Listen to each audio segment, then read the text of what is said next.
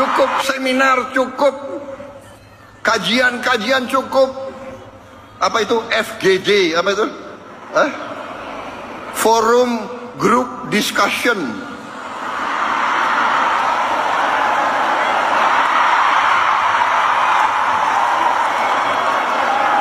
Mau diskusi apa lagi?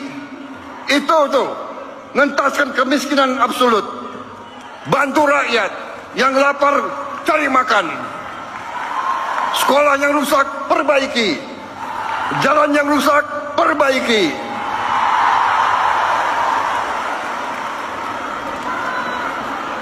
Diskusi.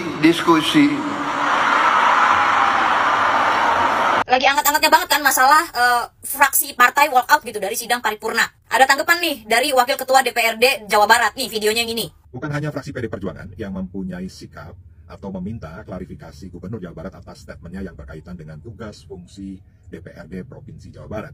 Hal itu juga disampaikan oleh fraksi Partai Nasdem. Betul, hal itu juga disampaikan oleh perwakilan dari Partai Nasdem. Nih ya, videonya yang ini. Pimpinan dari fraksi Nasdem.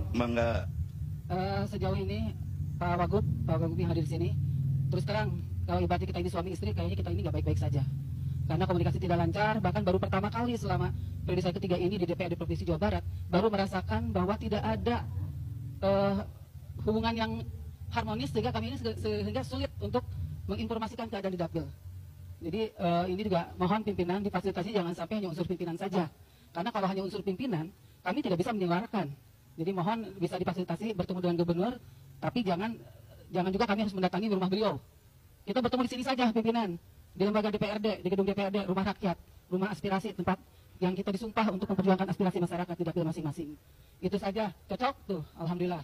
Betul ya, bahwa perwakilan Partai Nasdem juga minta difasilitasi kepada Ketua DPRD Jawa Barat untuk bertemu dengan Gubernur Kang Deddy Mulyadi. Tapi Kang Ono, permasalahannya adalah fraksi Nasdem itu tidak walk out seperti fraksi Bapak. Dan di situ juga dikatakan bahwa selama 3 periode DPRD di Jawa Barat, ya, Ibu itu baru merasakan kurang adanya keharmonisan. Menurut saya pribadi ya, kalau dalam ranah pekerjaan namanya ada perdebatan, ada ketidakharmonisan, ada tidak satu pikiran, itu wajar. Tapi karena udah sama-sama tua, udah sama-sama gede, sama-sama dewasa, ya dicari tahu kenapa ketidakharmonisan ini bisa terjadi dan segala macam. Nah, saran dari ibu-ibu perwakilan Nasdem itu minta difasilitasi bertemu dengan gubernur, bukan dengan cara ngajak-ngajak fraksi untuk walk out. Kalau antar individual itu ada yang tidak sepemikiran, itu wajar karena kita individu punya pemikiran kita masing-masing. Apalagi beda lembaga, beda partai, beda golongan, itu nggak apa-apa gitu. Tapi saya yakin kalau pejabat negara itu memiliki visi misi yang sama, yaitu untuk memajukan rakyat, mencerdaskan bangsa, memajukan rakyat-rakyat supaya lebih cerdas dan apa segala macam, memakmurkan rakyat lah. Bukan malah memecah belah rakyat ketika rakyat sudah mendukung keputusan gubernurnya secara penuh. Berkali-kali gue bilang ya, ini DPRD mewakilkan rakyat yang mana? Karena warga rakyat Jawa Barat itu sudah mendukung keputusan Gubernur Kang Deddy Mulyadi 90%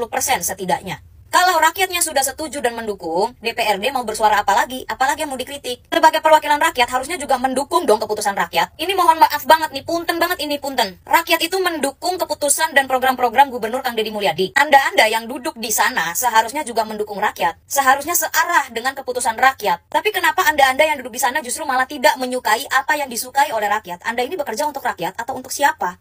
Kalian ini di sana, duduk di sana, itu mewakili rakyat, bukan mewakili partai. Duduk di sana, itu yang milih rakyat. Ini siapa sih yang milih ujuk-ujuk tiba-tiba jadi anggota DPRD tuh siapa sih?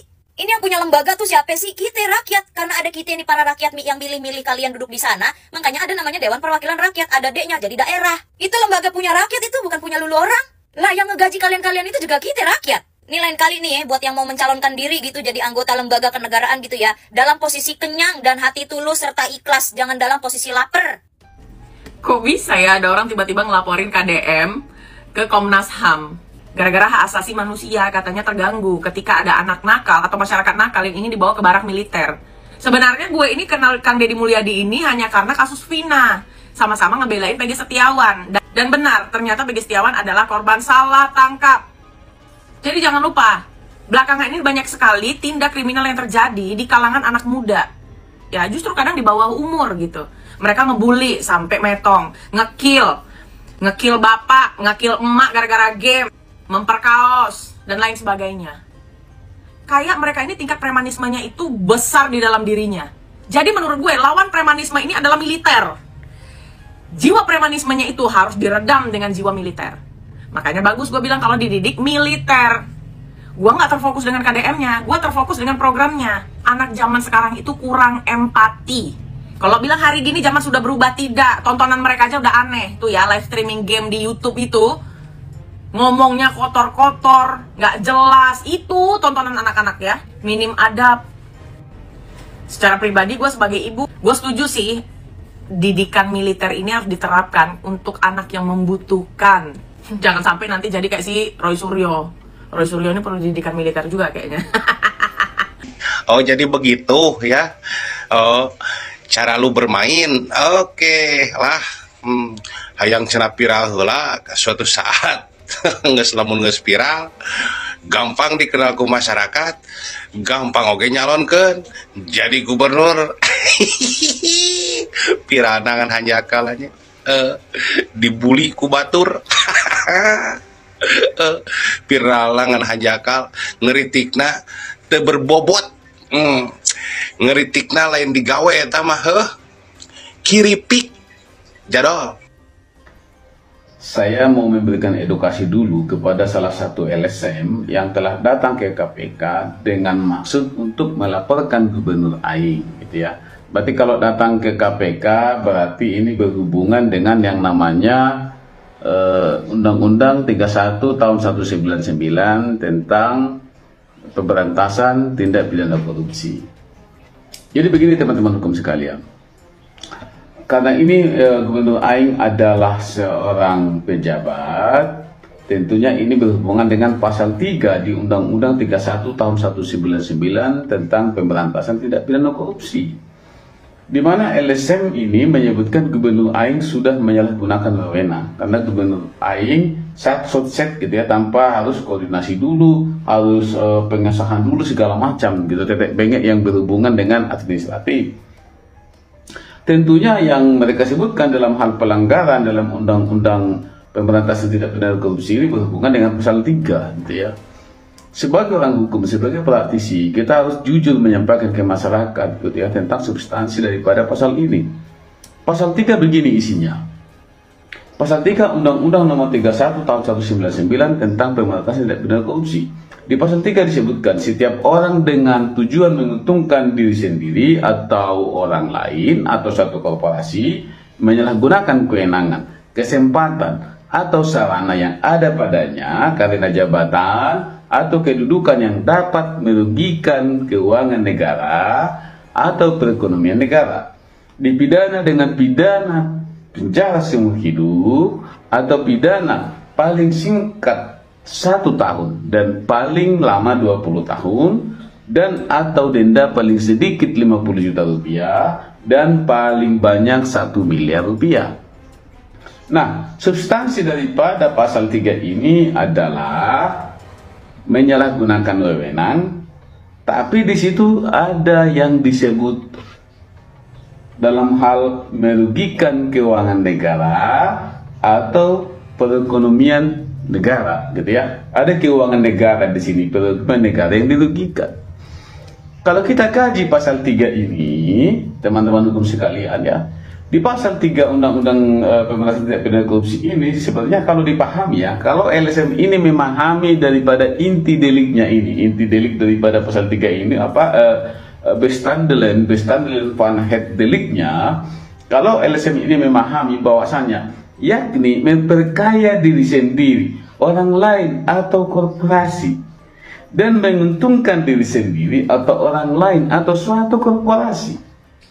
Nah gini, mungkin teman-teman kita di LSM ini tidak membaca dengan teliti undang-undang ini. Mereka hanya pokoknya karena Gubernur Aing sudah tidak ada koordinasi lagi, akhirnya dianggap sudah penyalahan wewenang gitu ya.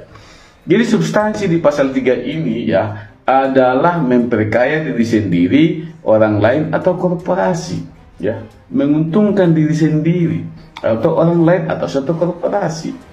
Apakah dalam hal ini Gubernur Aing sudah memperkaya diri sendiri?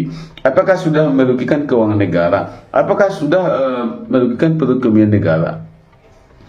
Faktanya sesudah Gubernur Aing jadi gubernur, perekonomian Jawa Barat meningkat.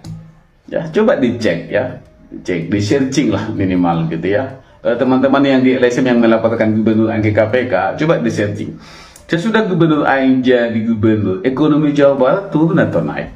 Naik gitu. Jadi kalau Anda menuduh gubernur Aing melanggar undang-undang tindak pidana korupsi hanya karena Anda anggap tidak koordinasi dengan Anda, tidak koordinasi dengan yang lainnya, Anda itu salah memahami substansi daripada apa yang diamanatkan di pasal 3 Undang-Undang Nomor 31 Tahun 1999 tentang pemberantasan tindak pidana korupsi.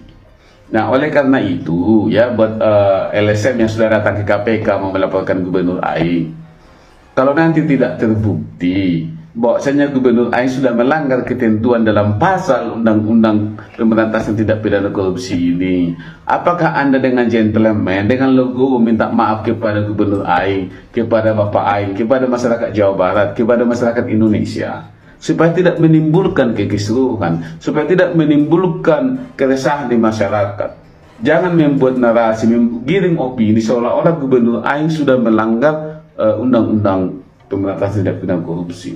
Padahal jelas di pasal itu substansinya Anda yang tidak memahami. Terima kasih, selamat malam. Semoga teman-teman saya yang datang ke KPK dicerdaskan. Salam dari kita.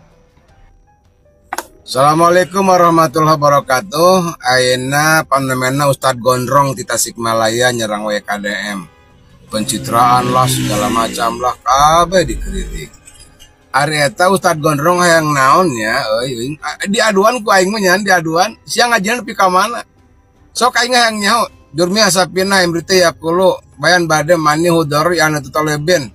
Sok jamul jawame, ya ulumudin jeung aing diaduan ka dieu. Aya sia kos nu goblok ge dajengan teh cing tong kitu teuing lamun keheul ka hiji jelema sok datangan atuh ka head sia teh. Sok diskusikeun naon hayangna maneh. Sok rek ngajinu mana maneh. Sabarapan sia katalarna? Kuaing di tangtuan sia katar 12 panogen kuaing mal dipunuran kuaing sabarapan ku sia diaji asa kabina-bina sia teh diantepkeun teh kuaing di tangtuan ke aing balik ka Tasik dalekeun kuaing tah dihakan kuaing jelema kitu.